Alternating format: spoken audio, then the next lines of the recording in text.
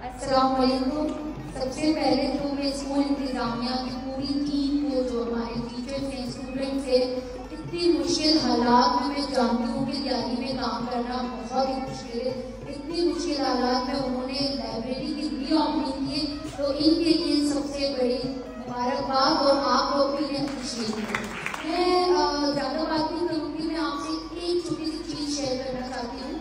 पिछले दिनों की बात है, मैं जब अपने कमरे में सो रही थी तो मैंने देखा कि रात के 3 बज रहे।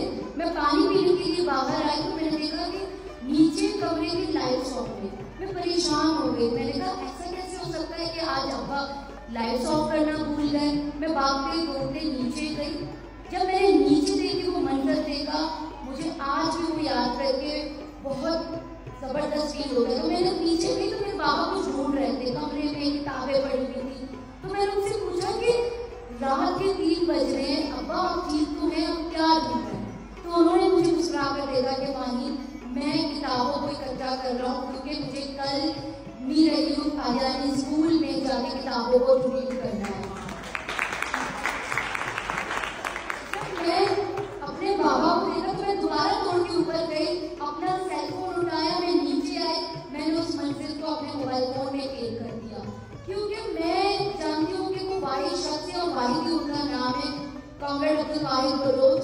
किताबों से उनको इतनी मोहब्बत है कि वो ना सिर्फ सैयद ज़हूर शाह लाइब्रेरी मलीर में हो, बावन शाह लाइब्रेरी हो, मिस्ताक लाइब्रेरी हो, और आज जहाँ मीर आजानी लाइब्रेरी को आगे लेकर आने में, उसको एक मंजर आम लेकर आने में स्टूडेंट्स के साथ उनकी बड़ी जद्दोजहद है कि उन्होंने किताबों से इतनी मोहब्बत की है और हमेशा से किताबों की रोशनी को हम सब ने फैलाया।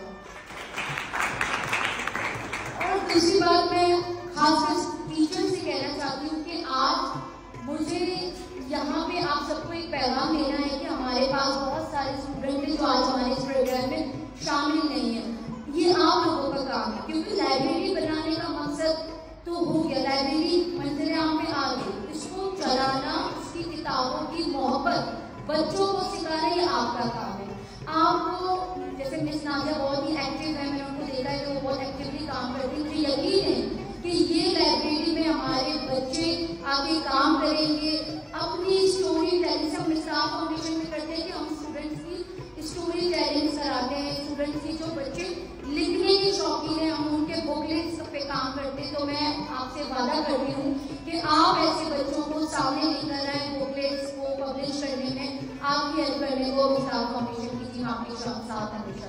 आखिर में मैं बस ये कहना चाहती हूँ कि तैयारी में हमेशा से हमने तारीख को जिंदा रखा है।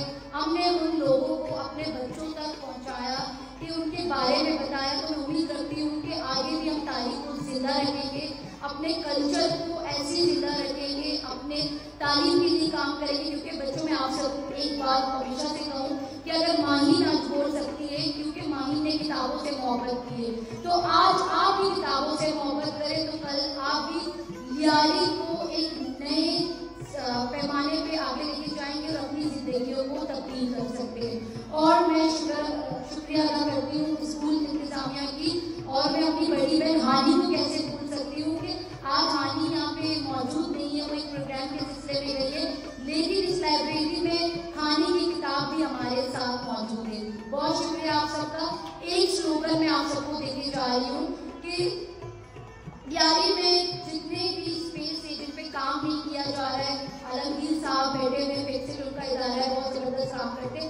मैं उनसे भी रिक्वेस्ट करूंगी कि तैयारी के स्कूलों में बहुत सारे ऐसे स्पेस है जिन पे काम नहीं किया जा रहा है, तो वो मिसाल की टीम, जिंदमान की टीम, ऐसे सर डॉक्टर असगर दशरी यहाँ पे बैठे हुए, वो लोग उन जगह को दोबारा से जिंदगी दें। हमें चाहिए कि हम किताबों के बारे में बात करें, लाइब्रेरीज को री ओपन करें। और एक स्लोगन मैं आज आपको दे रही हूँ, आओ जिंदगियां बदलें। जब तक